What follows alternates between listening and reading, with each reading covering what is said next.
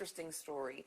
Mark Loughney was actually incarcerated at one point, and for years. Once he served his time, he decided to actually become an artist and do a little social commentary on the justice system.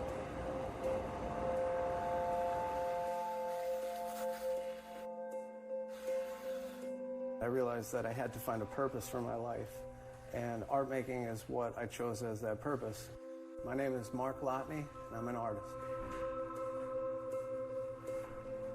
I dabbled in art prior to my incarceration, but I wasn't serious about it until about 2014, which is about 3 years into my incarceration.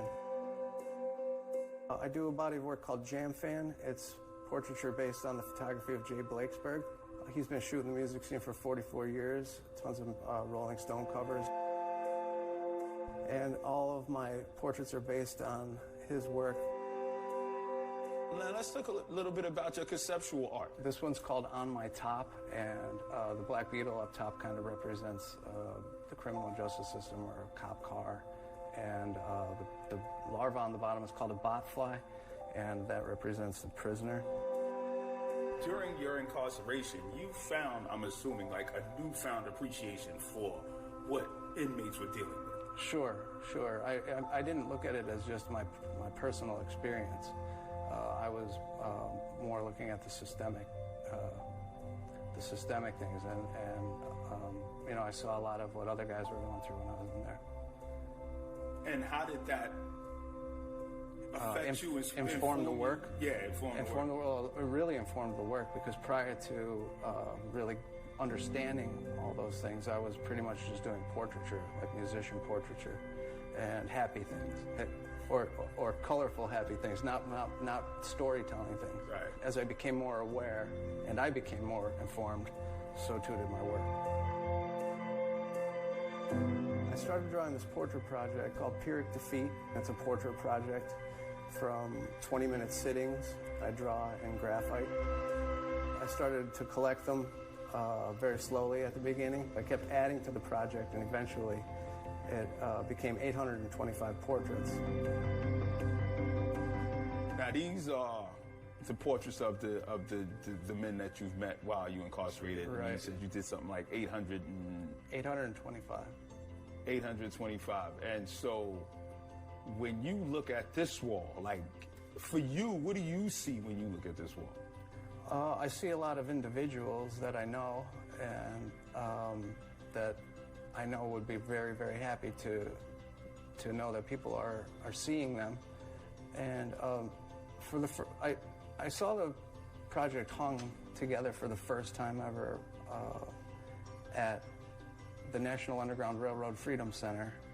And when I stood in front of the wall of the originals for the first time, it was really overwhelming.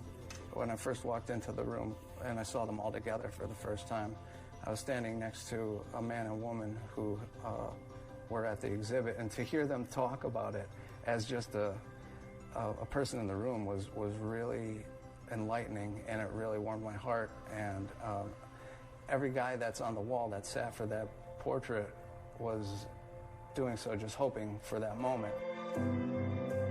So these are at 2/3 scale. These are prints. Mm-hmm. This is a replica of the originals. The originals are 9 by 12 each, and it takes up a really big room.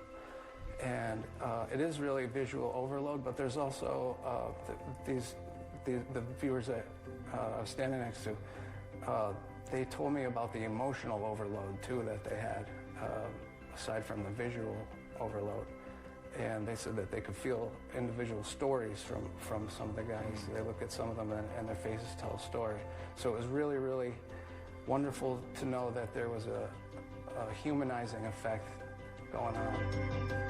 This new portrait project that I started is very similar to the Pyrrhic Defeat project in its looks and in its execution. But the difference is that I'll be drawing people here that are free and that are interested in giving some of their time to bring awareness to the issues like mass incarceration and criminal justice reform. Since public safety is at the root of it all, I think it would be a good visual illustration to show that we're all part of the same system.